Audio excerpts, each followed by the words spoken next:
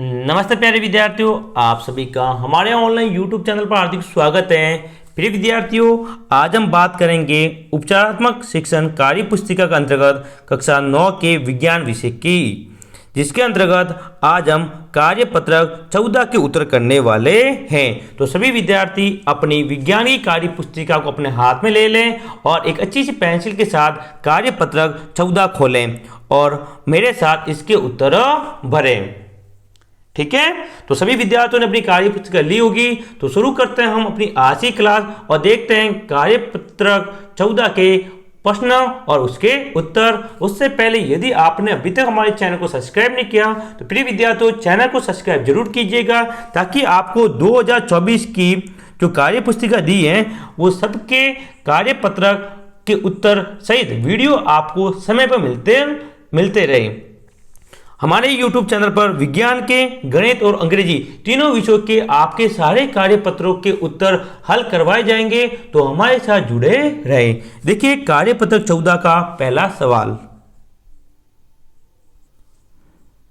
देखिए विद्यार्थियों, अभी हम कार्य पत्रक 14 की बात करेंगे, जिसके अंतर्गत विषय वस्तु है परमाणु अणु, और आज हम आणविक द्रव्यमान के बारे में पढ़ेंगे। प्रिय विद्यार्थियों, वार्षिक परीक्षा का अंतर्गत आणविक द्रव्यमान का आपका 3 से 4 नंबर का एक सवाल पक्का पूछा जाएगा। तो कौन से सवाल इंपॉर्टेंट है उसकी भी मैं बात करूंगा। पहले देखिए पहला सवाल और उसका उत्तर। पहला सवाल देखिए, सूत्र इकाई द्रव्यमान से क्या आश्चर्य है स्पष्ट कीजिए, यानी कि आपको इसकी परिभाषा लिखनी है। उत्तर, पदार्थ के सभी संघटक परमाणुओं के परमाणु द्रव्यमान का योग होता है। सूत्र इकाई द्रव्यमान क्या होता है विद्यार्थियों? ये पदार्थ के सभी संघटक परमाणुओं के परमाणु द्रव्यमानों का योग होता है। सभी विद्यार्थी अपने कार्य पत्रक 14 के अंतर्गत पहला सवाल का उत्तर लिखिए। जल्दी चलिए, यहाँ पे पीछे योग है, ठीक है, ये दिख नहीं रहा होगा आपको, मैं आपको बता देता हूँ। हाँ, यहाँ पीछे जो है वो योग है, यहाँ पे योग है पीछे, लिख दिया पहले का उत्तर।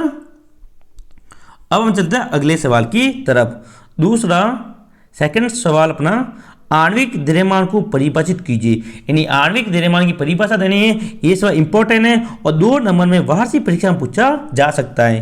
तो देखिए उत्तर, किसी पदार्थ का आणविक द्रव्यमान उसके सभी संघटक परमाणु के द्रव्यमानों का योग होता है। समझ में आया कि किसी भी पदार्थ का आणविक द्रव्यमान उसके सभी संघटक परमाणु के द्रव्यमानों का योग होता है। तो जल्दी से इसको अपने कार्य पत्रक में लिखें,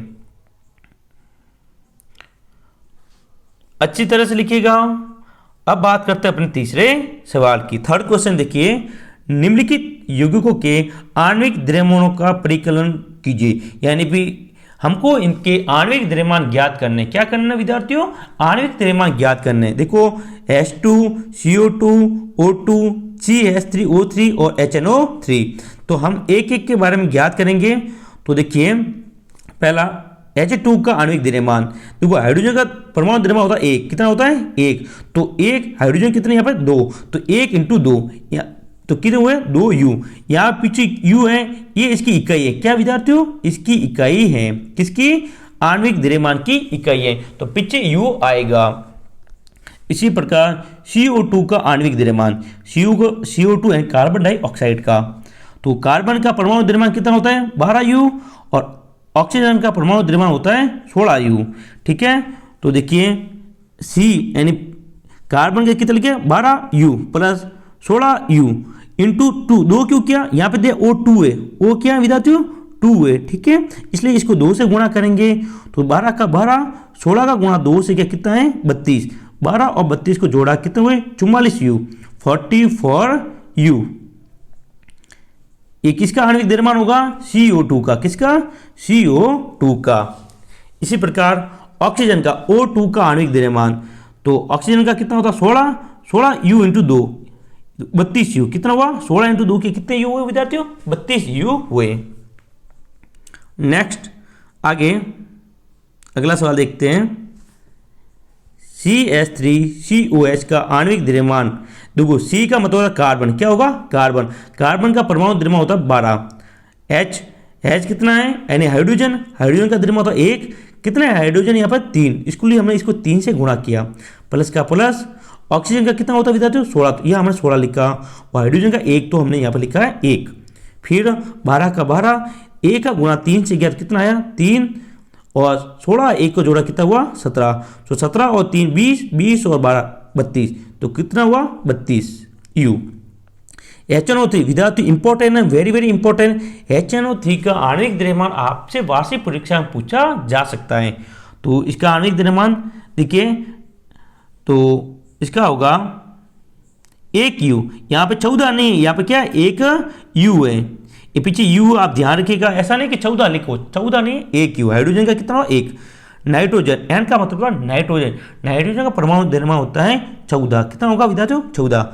फिर O3, O यानी ऑक्सीजन, ऑक्सीजन का कितना होगा 16, O कितने 3, इसको 30 से किसको गुणा करें 3 से, तो देखिए 3 × 16, 3 × 16, तो 1 का 1 U, 14 का 14 U, और 3 का गुणा 16 से क्या कितना है 48, 48 कितना है 48 U।